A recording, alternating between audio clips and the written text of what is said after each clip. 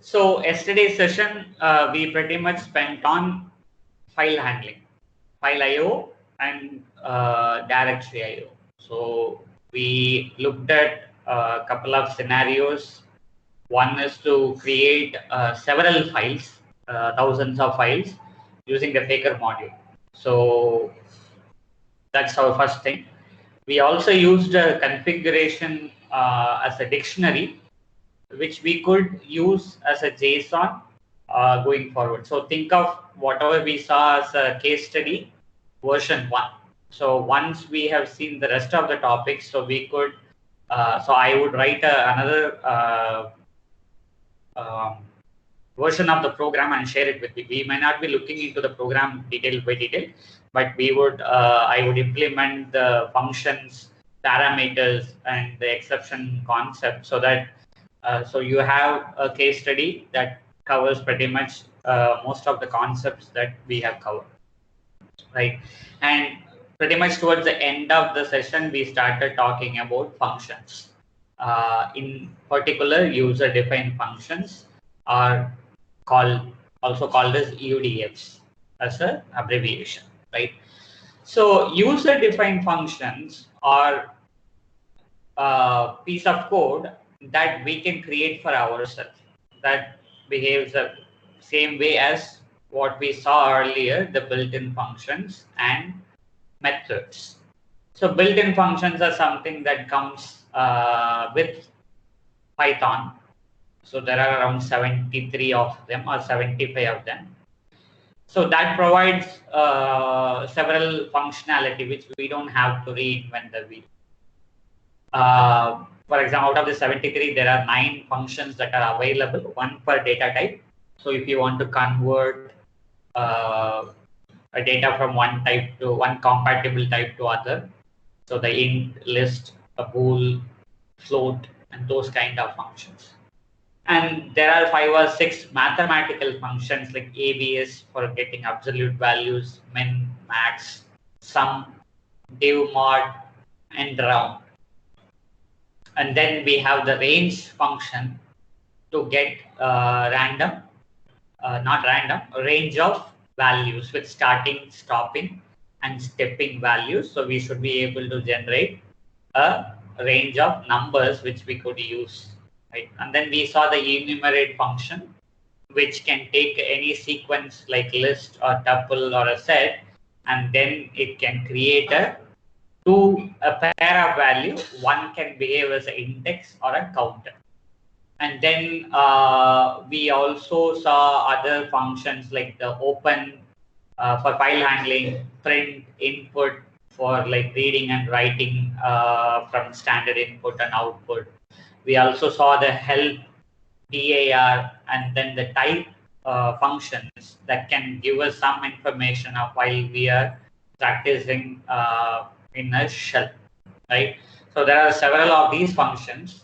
So that is something that Python has provided, which might be useful across various domains where Python is being used. User-defined function follows a similar concept where when we start developing application for our project or a particular application, so we will be writing code and then we will find certain piece of logic getting repeated. So you abstract or refactor those code and then give a name to that segment of code.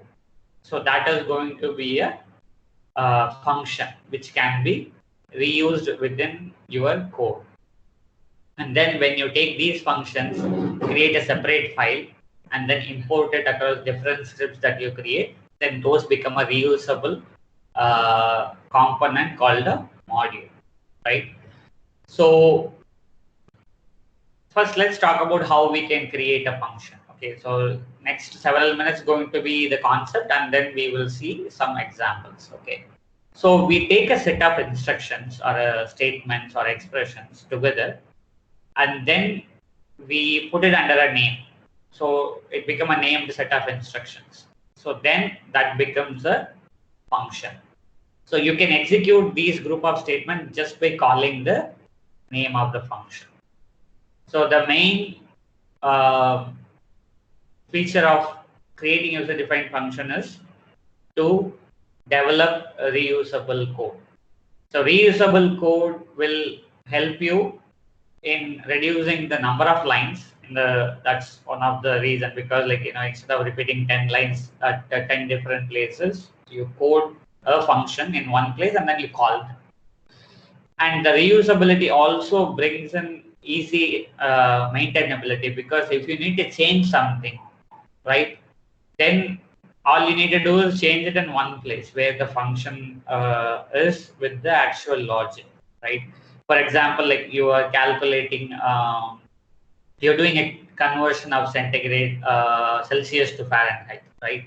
So you are returning a result with 1 decimal precision, like 125.7 or something like that. So for some reason, so you have been asked to do a 3-byte precision, right?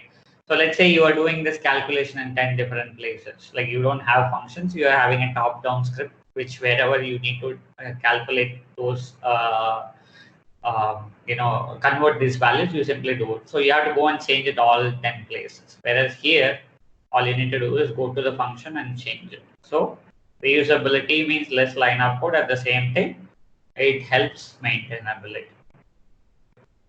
So a function may become versatile or much more reusable if it accepts parameters, right? So parameters are values that are passed to a function and then used in calculations, which happens at the runtime. May return one or more values as well. So when there is a calculation, for example, so the Celsius to Fahrenheit conversion. So what you can expect is the return values. If you pass Celsius, it is going to return the Fahrenheit value. So even though a function can have absolutely 0 arguments and 0 return value, it is still valid. Okay, you don't really need to pass any parameters or create any parameters, or you don't need to return. But parameters and return values add much more dynamicity and versatility of the reusability of your function, right? And so if you are coming from languages like Perl, so in Perl the function, the subroutine which it is called, can be defined anywhere and called anywhere. So when Perl assembles it, so it takes care of it. In Python, when you call a function, when you execute a function in the script, the function definition, the function name, and then the set of statement that needs to be executed has to be there before the function call. So that means you write all the functions on the top and the execution at the bottom. Okay. So we already saw built-in functions and we just saw the user-defined functions, right? So there is a third type of function which we would probably see tomorrow at the higher level. So what we call it as an anonymous function or lambda function, sometimes also called the Lambda Expressions. So this is again like based on the minimalistic concept of writing code in Python. So let's say your function or like whatever you are trying to do is one line expression, right? It's an expression. So there is no if else, no loops, nothing. Let's say, for example, like you are adding 2 numbers. Okay, so you don't actually write an actual function. So you can create what we call it as a Lambda expression, which will contain only one line, one executable line.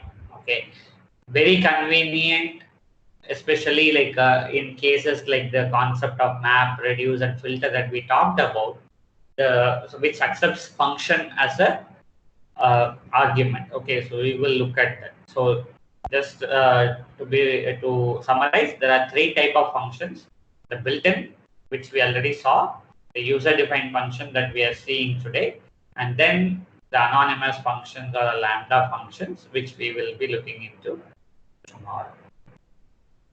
Okay, so now how do we go about creating a function? So we use the def keyword def as in define, to start a function definition, followed by a function name. So convention states you can use a combination of lowercase alphabets, numbers and underscore to create a function name. For example, set underscore last underscore name, valid function name, right? And calculate underscore standard deviation underscore 2 or 3, right? So sigma 2, sigma 3, and so on, right? After the function name, we code a pair of parentheses in case if your function needs parameters. So you code variables with comma separated values. If there are no parameters, then the empty parenthesis is all you need, and end with a colon, right? So that is the function header, right? So you have it over here, right? A simple function header. So and then indent, then write your logic, right? So that is how you define a function. Okay. So as functions improve reusability, readability, and maintainability, one of the most important things you might want to practice even when you start writing your new first function is documenting your function. Okay, so this documentation serves two purposes. It is for the developer to read. When they read your code, they can look into it. At the same time, it also can be used by existing Python features to provide documentation or help for us. Okay, so we call them as docstring. So docstrings are nothing but strings that uses triple quoted array, triple quoted quotes, triple single quotes or triple double quotes, which is not assigned to any variable. So if a string stands by itself, a triple quoted string, that is called a docstring.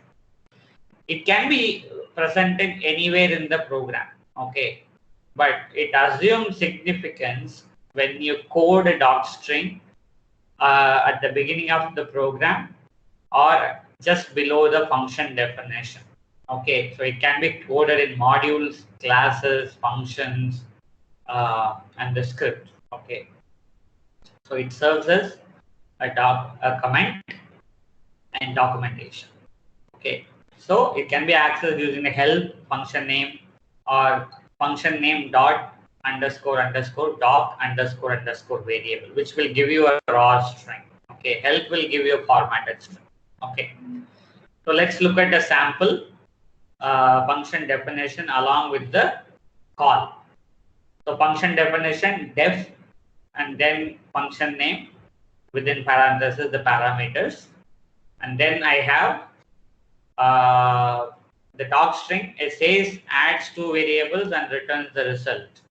Parameters A and B, both parameters should be of same data type, and allowed is int, float, or string.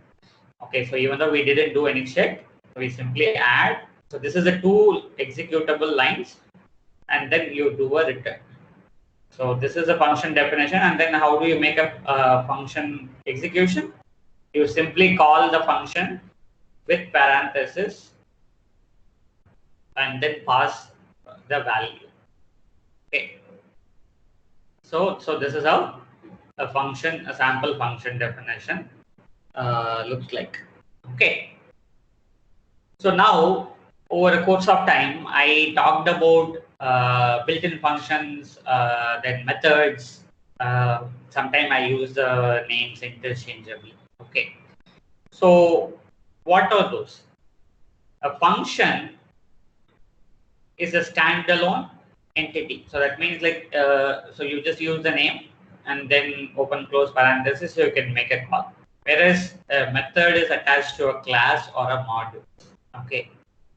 Functions are called using just the name, whereas the method is called using the object of that particular type, dot method notation.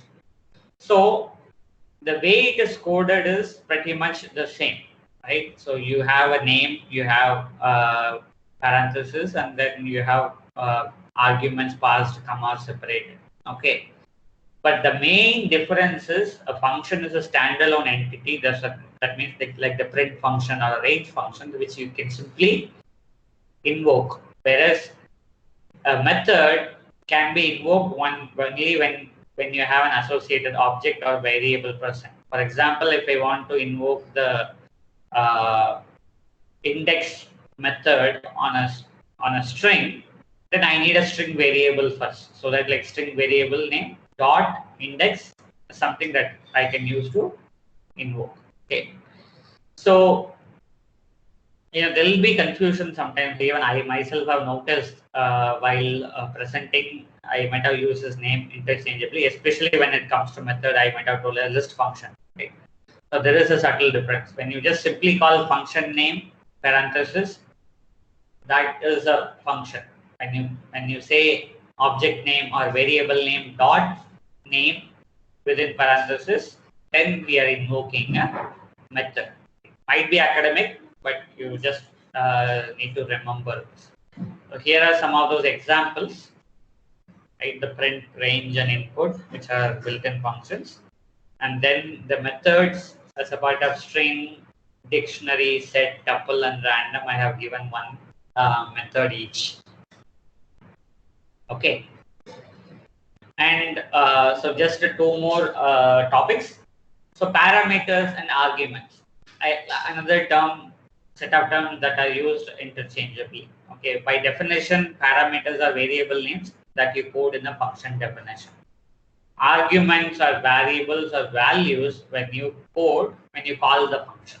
Okay. Again, these things also get used interchangeably as long as like whoever talking about this understand this, then it doesn't matter, except for places where you write white papers or some exams. So you have to be precise. In Python, the number of parameters a function definition should match with the number of parameters that is being passed when you make a call. So otherwise, it might end up in having an error. Okay. So that by default, you might have seen in the add function a comma b. So that's what the parameter we are using. So that is how most of the parameters are coded. Okay, but those are not the only type of parameter that we need. The parameters are subcategorized into 4 different types. The first is the required parameter, right? Required or positional parameter as they are called. So that's what you have seen. Add a comma b. So that means you have coded 2 parameters. You have to pass the values in the same order. Okay. Sometimes it depends on how the logic is. It doesn't matter. For example, if I say, add 1 comma 2, the value is going to be 3. Add 2 comma 1, the value is going to be 3, right? But if I say subtract function, 1 comma 2 means it will give you a -1, and 2 comma 1 is 1, right? So the order matters. So that's why it's got, and then you need to pass exactly the same number of arguments. So this is how most of the parameters that you would know. But there are a couple of other categories. One is called default parameter. So instead of coding a comma b, we can also code b equal to 5, for example, in the add function. Okay, so what happens is, if you don't pass the second parameter, 5 will be automatically taken. Okay, you still need those parameters, but there are cases where we might think that 99% or 90% of the time it is going to use a default value. Only rare scenarios it is going to use the default. It is going to use user-defined values. For example, one of the situation now is so if you are applying work from home option, so they are pre-filling all the values. So you need to change only if you have to change a different reason, right? So instead of every user, pretty much every user who is working from home, applying the working from home option, going and filling, drop down, writing everything. So they enabled a feature where everything has default value. You can change only, if you want to be much more specific. So the default parameters are like that, right? So there is something that is available as a default value if we don't pass it. So it gives the user flexibility of passing value and overriding the default or using the default as it is. Okay, it is like the required parameter. You simply code variable equal to value. So if the value is not passed, then you can use the default value. The third one is called keyword parameter. Keyword parameters are like dictionaries. Okay, so you will be writing a function definition, and then instead of passing just the value, you will simply use the variable in the function definition and then equal to value. For example, in this case, so see for an example. So I have defined a function called divide with the two parameters n comma p. So if I pass 7 comma 2, then I will get one value, and then 2 comma 7 I will get another value. So the n and d are called the positional parameters, right? And the order matters. Okay, so we simply divide the first variable divided by second variable and send the result.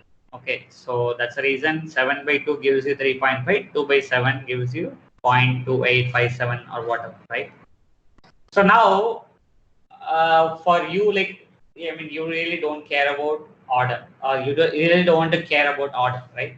So you look at the function definition, you simply say variable equal to value, variable equal to value. So n equal to 7 comma d equal to 2, or d equal to 7, n equal to 2. So any order, so we know that numerator is 7 and denominator is 2. Okay, and then maybe like what we do is we will simply say d equal to 1 here. So this will become the default value, and right, this is required or positional argument notation. So we have keyword argument notation,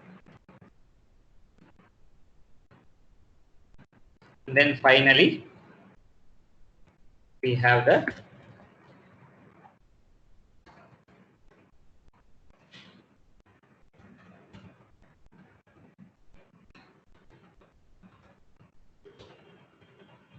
okay. So if I say print divide 7.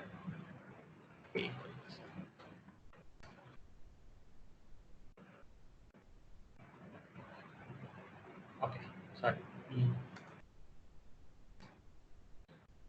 Okay, so this value become 7 because the denominator is automatically taken as 1 when it is not passed. Okay, so we saw the first 3 types, which are basically 3 different ways of meaning the same thing, right?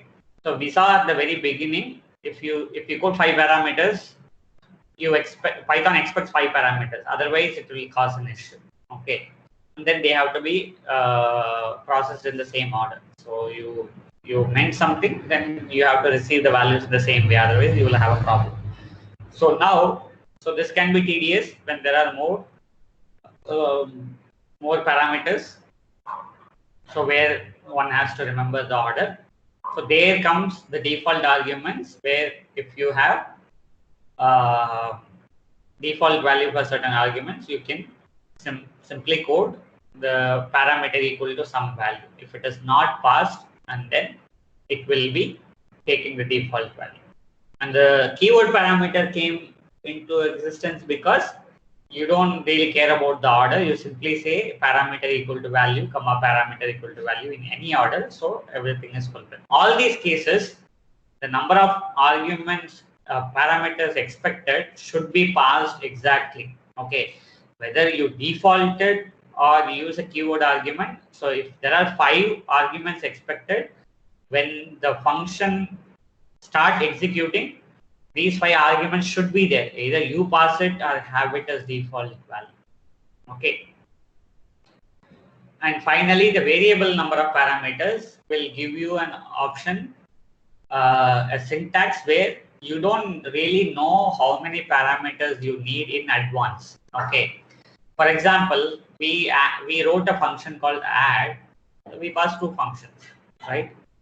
2 arguments, and then we simply added.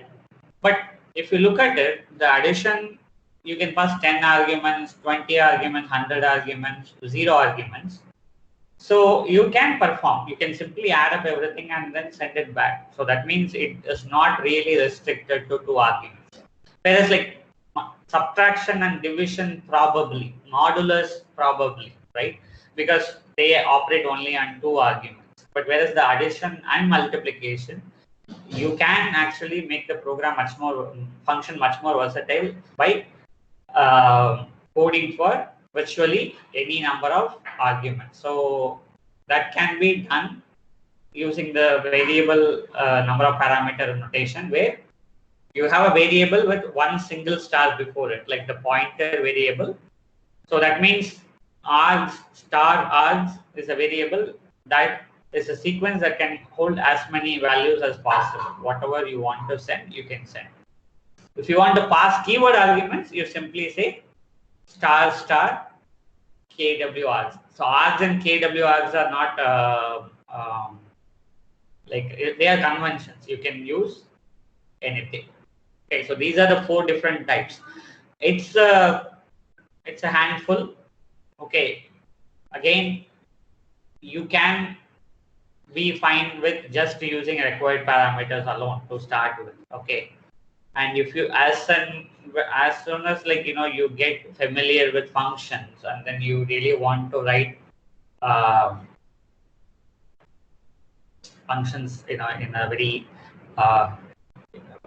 much more user-friendly manner, so you might want to understand these different ways you can code and pass parameters. Okay, there is one thing I would like to inform you is that there is a certain order in which you have to code these parameters if you're using default, required, keyword, variable, any of those combinations. Okay, that one I will leave it up to you, because since like we have not even started coding functions, so I don't want to overload with concepts. Okay, so this documentation serves as a pointer where there are different things available, and once you master the concept of functions and creating your own functions, you might want to look into it, read into documentation or white papers, so that you can make use of these parameters, different type of parameters effectively.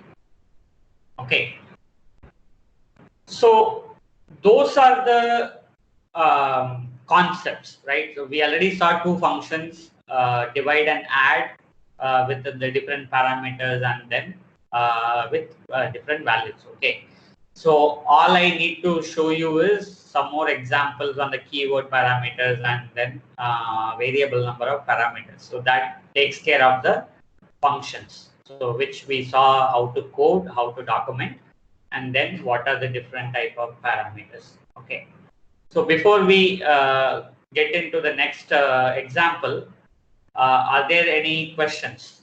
Anything that you would like to get clarified before we proceed further?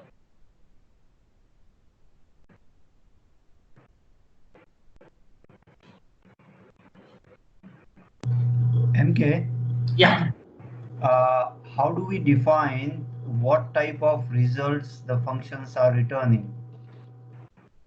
What type of results? So we can't define it. So you mean like Java, it says int, add, and then like Correct. It is not. It's simply that you can send anything you want. So it is not restricted. Even if you look at the parameters, the individual data type of each parameter is not even enforced, right? So yeah, but while using it, how to, what to expect from the function, how to know that? That is where the documentation helps, right? Okay. Okay. And So the other thing basically, is once you return the value, you could run the type function on that to check like what value is. But again, documentation and looking into the function only is going to help you, because sometimes depends on what you pass. Like for example, the add function. If we pass two strings, the return value is going to be a string. If we pass two numbers, it is going to be two numbers, right? So if you really want to know more about what it is returning, then looking into the documentation is the only way that we can get that information. Right? okay. Okay. And do we have table functions as well, like where we can return multiple rows? Yes, in the sense like you build a list and then list of tuples or whatever it is, and then you can send. You can send multiple values. You can send one value, which is a sequence, and then you can send n-dimensional values, dictionaries, whatever it is. Yeah, you can do that. Okay. And can it return multiple rows? Uh, when you say multiple rows, so it is going to be something you have to build it on the function. For example, you can build a list of lists, right? And then that's going to be a multi-row value, but it is going to be one variable. Okay. Okay. Right? Thank you. Okay. Sure. I know the data type thing might be a pain, okay, but we need to see in this way. Okay, one of the reason learning Java, C, C++, those kind of things is very difficult because they are very rigid about their variables and predefined data structures and non-allocation, not like, defining the number of elements in an array beforehand and all those things. Okay, so what we see as a pain after you become an expert in Python, especially with this kind of runtime errors, which is actually a feature that enabled us to learn this language, use it, and thrive on it. Okay, but at the same time, it would be a really nice feature if you could restrict the data types, right? So that is when, so you have modules, right? So it's like a so you have one type of governance where everything is set. For everything you have rules, so you cannot possibly go beyond that, because there is always reference for everything. So that is the languages like C, so and C++ and Java, so where there is a predictability and there is only certain possible things can happen, no surprises, right? At the same time, if you want to do something, you need to really do a lot. The very first day we saw like how to swap two numbers. So we have to, if it is Java, then we need to know about what is a class, what is public, what is access modifier, what is static, and all those things. Whereas Python simply says, a comma b equal to b comma a. But again, we might want that sort of restriction, at some point, especially like in the data sciences, where we have a module called NumPy. NumPy is nothing but an n-dimensional array that we can create with homogeneous values. So that means, so you can create values of same data types, preferably numbers. So in order to do numerical calculations, especially linear algebra and those kind of things. So Python provides a user-defined data type through a module where there you cannot actually create a variable number of lists. So you have to define well in advance how many elements are going to be there, and then what is the dimension and what is the data type and so on, right? So that will speed up the process. But in languages like Python, it is an additional feature rather than a required feature. Hope that, yeah. Yeah. Thank you. I have one more question. Sure. How do we use SQL in Python or in function in general?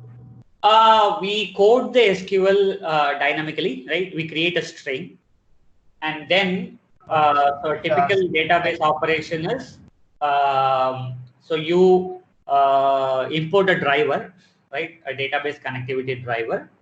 For example, SQLite 3 is has a built-in driver. So you say import SQLite3. If it is MySQL, you do an import. And then you have to call the connect function first to establish a connection between your code and the database.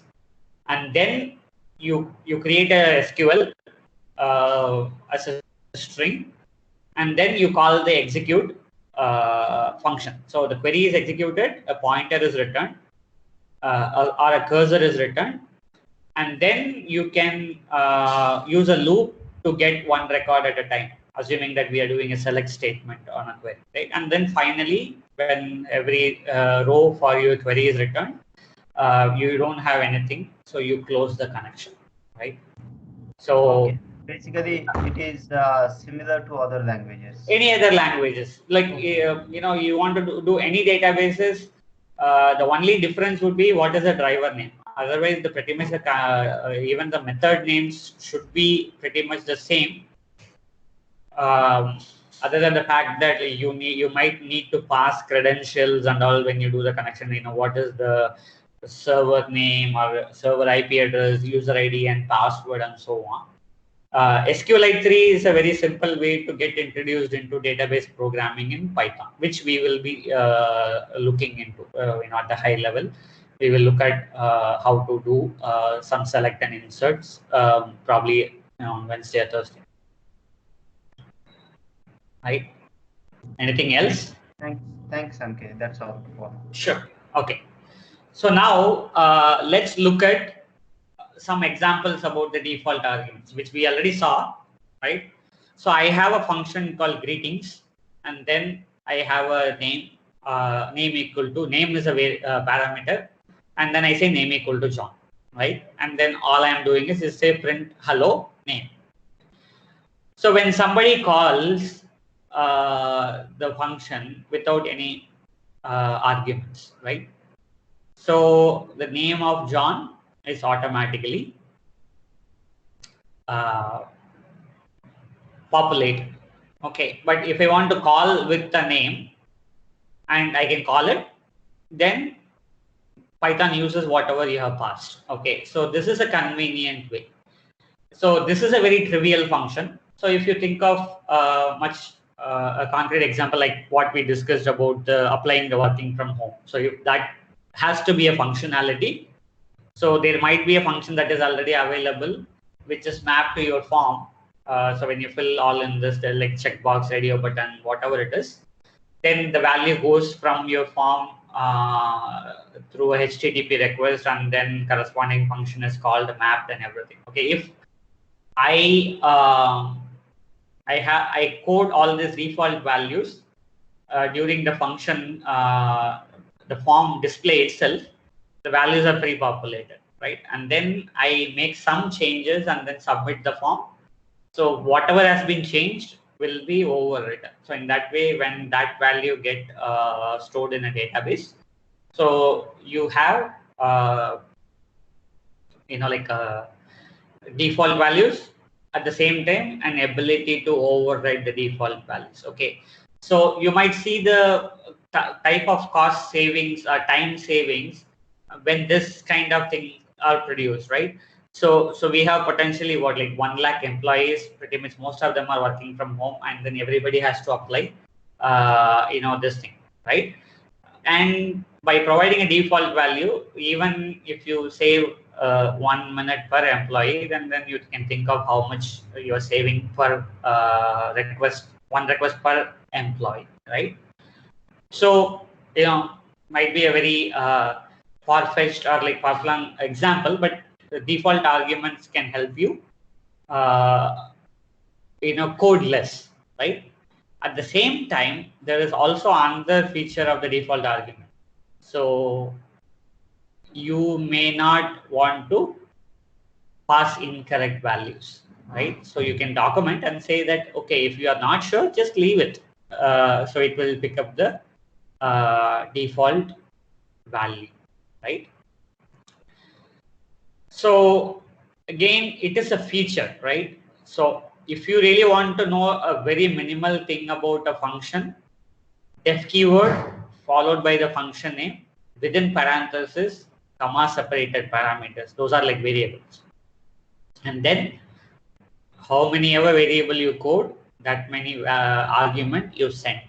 Okay, so that is the minimalistic thing. And then within that, you have the logic, and then you might have a return statement that might send one or more variables back, and then variables of any data type. So that means you can pass many values to the caller by using multiple variables, or a variable that can contain multiple values like list or dictionary or set or tuple, right? So that's all you need to know. This default argument, keyword arguments are all ways to enhance the usage of the functions. Okay, so this is our keyword, default argument. Okay, now let's pass on to variable number of arguments. So what we saw is, so you will code a variable and then you will put a star in front. Okay, so I have just redefined our add function with star args. Okay, you can put star nums also, not a problem. Okay, so args is just a recommended word, so you can just put nums, not an issue. Okay. So, and then what you can do is that nums is going to be variable number, right? Anywhere between 0 to n number of values. So you use that variable in a loop. Okay, the only thing you need to remember is when you define the variable number of parameters, you need to put a star. But when you actually use it, you have to leave the star. Okay, so that can cause you issues. Okay, so here what we are doing for n in nums. So nums is supposed to have variable number of values. We initialize the value sum to 0, and then we keep on adding and returning the sum. Okay, so it can have 0 to n number of values. I don't pass anything, the value of 0 will be returned. Okay, for example, let's say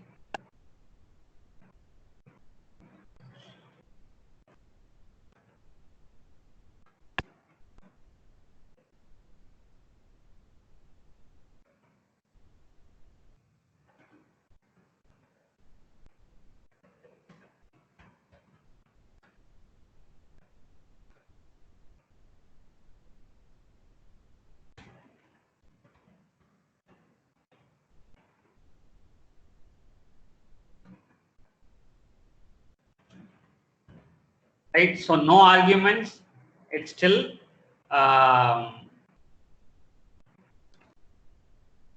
returns 0, because when we say variable number of arguments, it is 0 to any number of values. And then I create a list with 1 element, and then I create a list with 10 elements. Okay, but like look at the variable. My variable is called a, and then when I call the function, I say variable equal to star a. Okay, so if when you are passing multiple arguments or variable number of arguments, you probably generate a list variable and then pass it to the parameter, pass it as a parameter with star the list variable. Okay, so let's see what happens if I simply pass a print sum, add a. Okay. Let's see what happens. Okay, so now I pass one value, the result is 1. I pass 10 values, which is 0 to 9, or like let's say 1 to 10, 11. So first 10 numbers, so it is going to be 55. Okay, but now here I have passed this.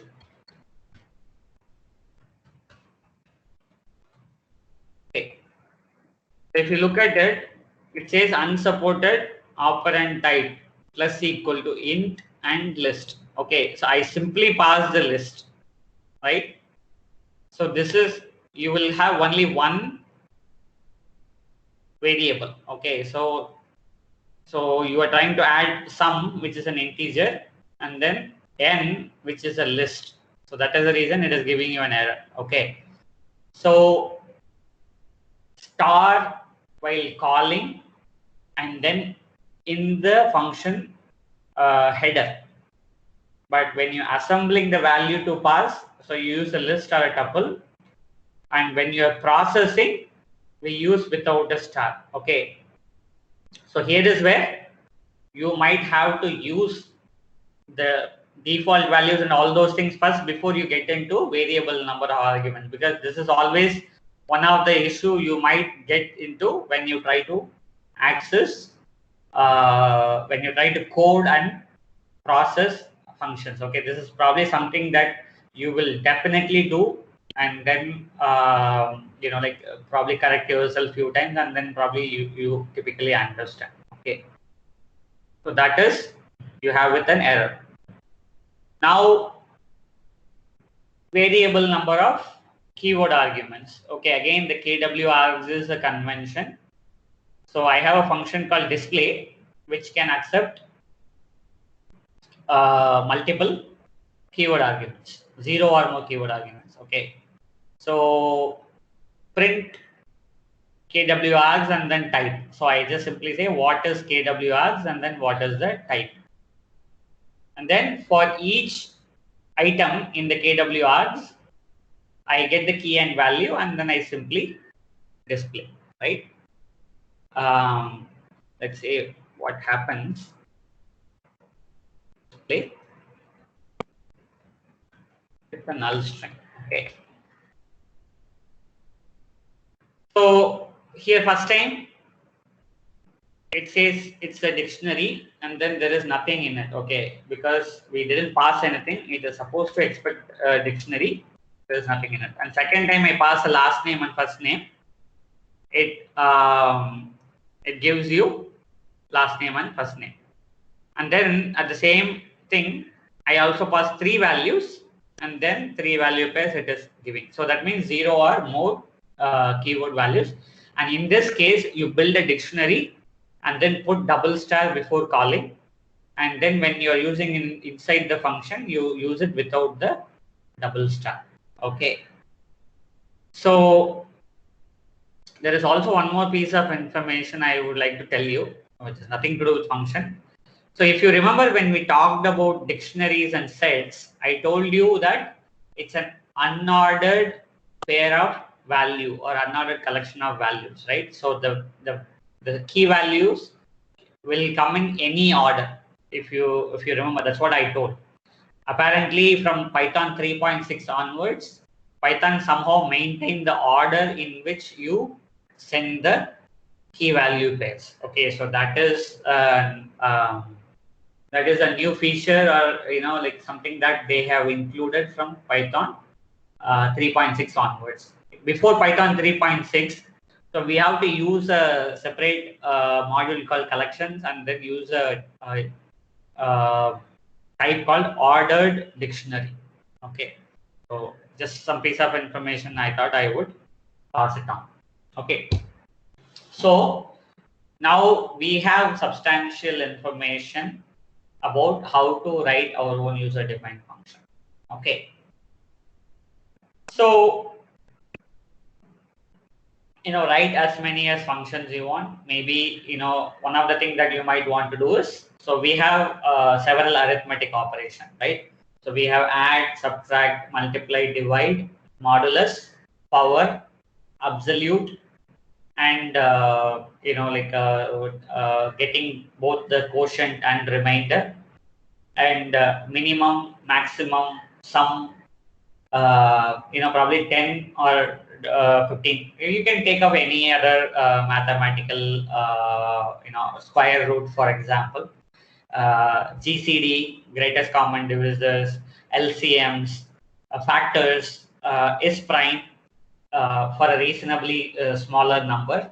So apparently, if you talk about basic arithmetic operation, there would be at least some 20 different operations. Okay, so you could write a function to start with. just list down all the functions you want to write. Def function, open brace, close brace, open parenthesis, close parenthesis, colon, and then pass. So simply put all the functions. Okay.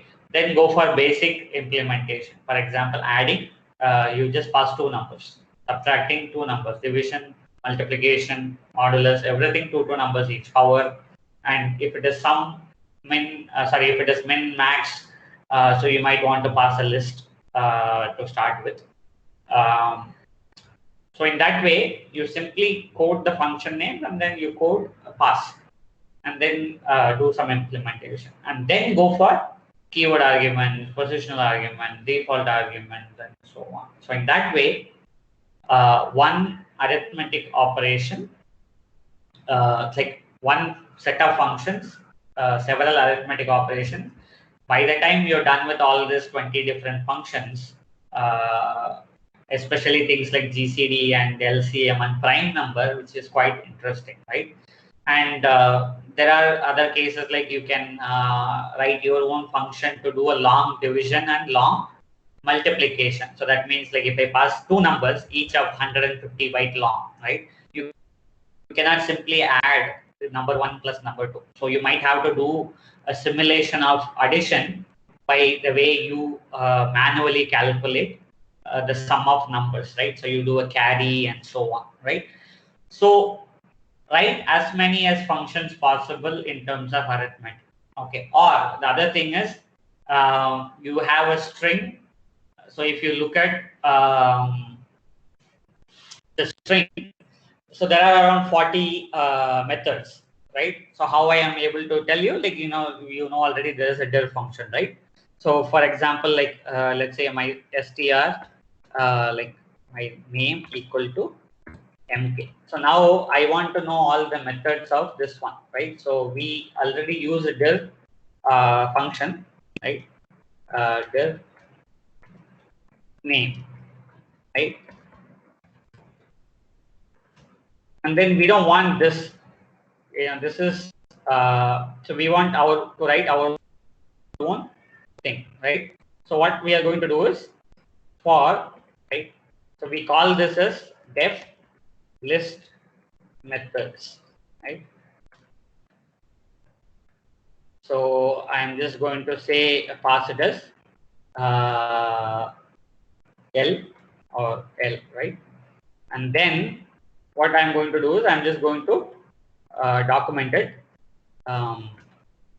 Okay, returns the methods of a type in report as a report. Okay, and then what we are going to do is ctr equal to 1 if, okay, for function in L, right? If function is lower, right? And not function starts with underscore. Okay. Print f ctr 3 dot function.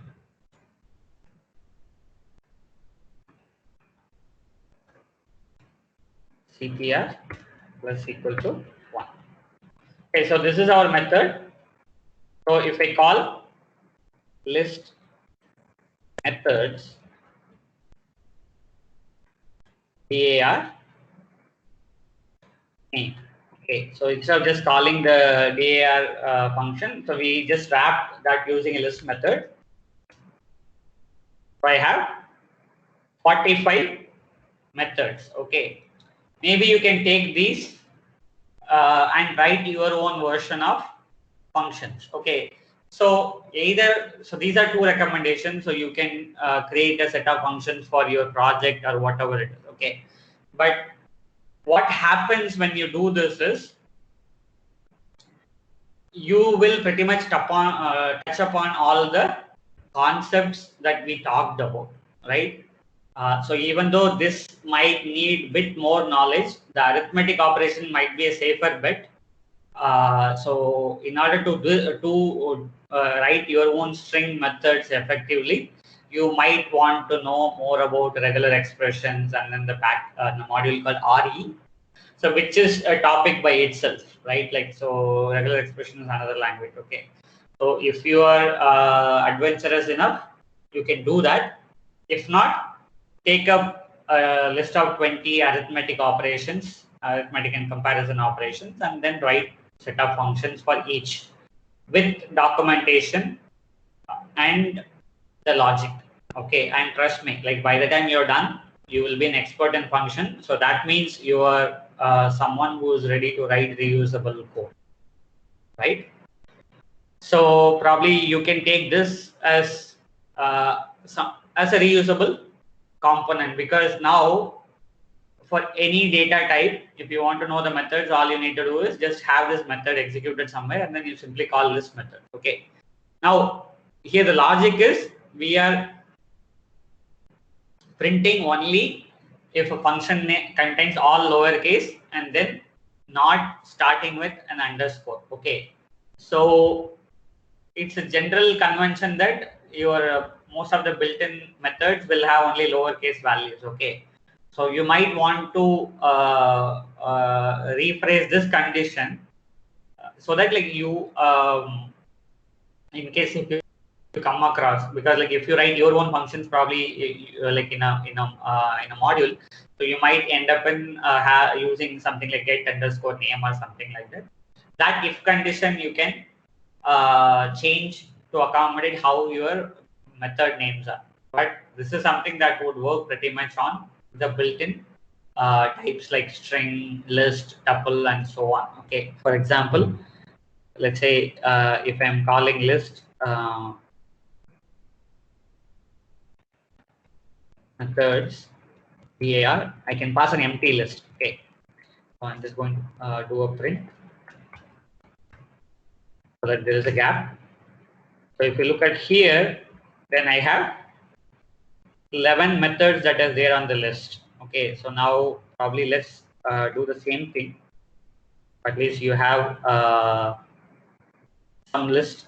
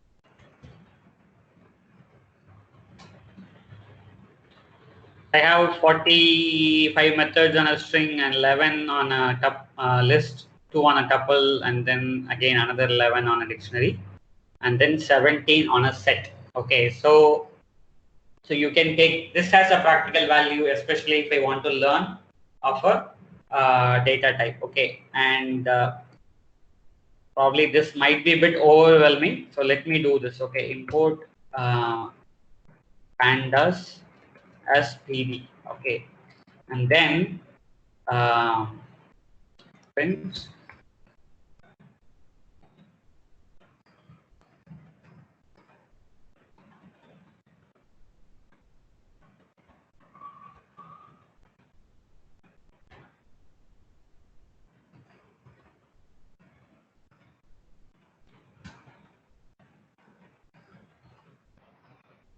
Okay, so this pandas package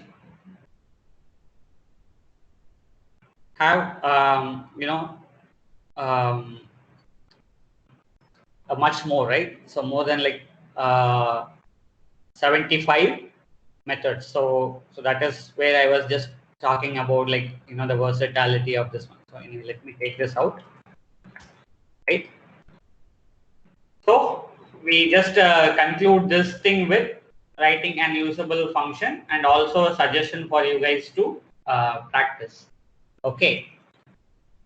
So now, how do we make the reusability? So we simply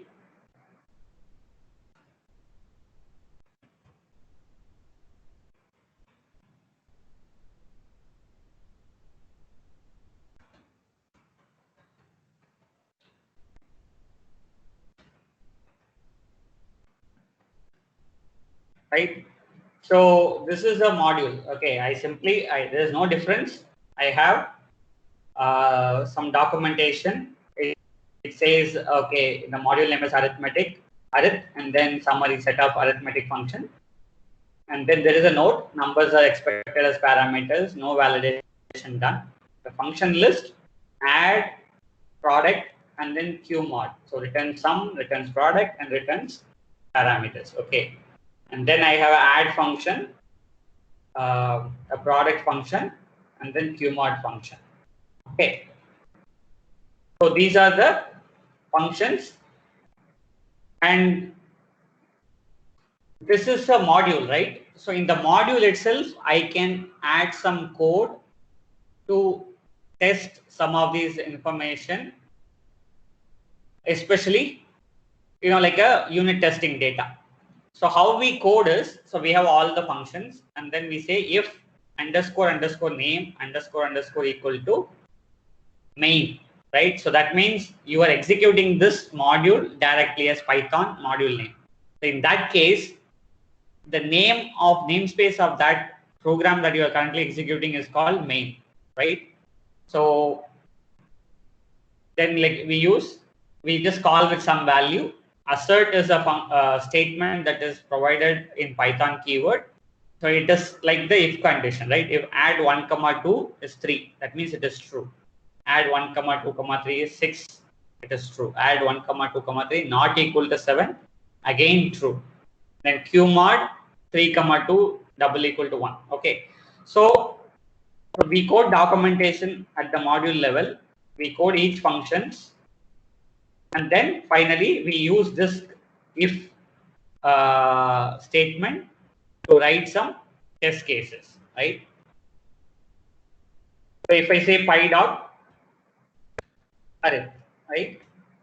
So now whatever I have coded, so it is coming formatted in the way Python does their own documentation. It says module name, and then whatever I have coded, each function, whatever documentation I have, and then it also says where my module is. Okay, so this is what we looked at. And if we look at the arith underscore tester, so I import the arith module, then maximum test case, and then I am simply using the arith.add. So because we imported the arith, which is our own module, in that I am calling the add function, right?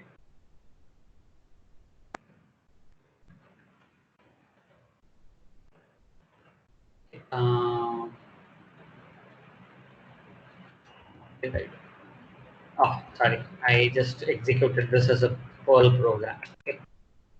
So I have some tests, like 59 plus 95 is 94, and so on. Like it's calling the add method, and then it is doing some testing. Okay, so this is to give you a quick peek of how you can take all this functions together and create a module and then import it. Okay, so tomorrow we will look at modules in some more details, and then probably after that we will look at parameter processing and exception handling. Okay, so having said that, so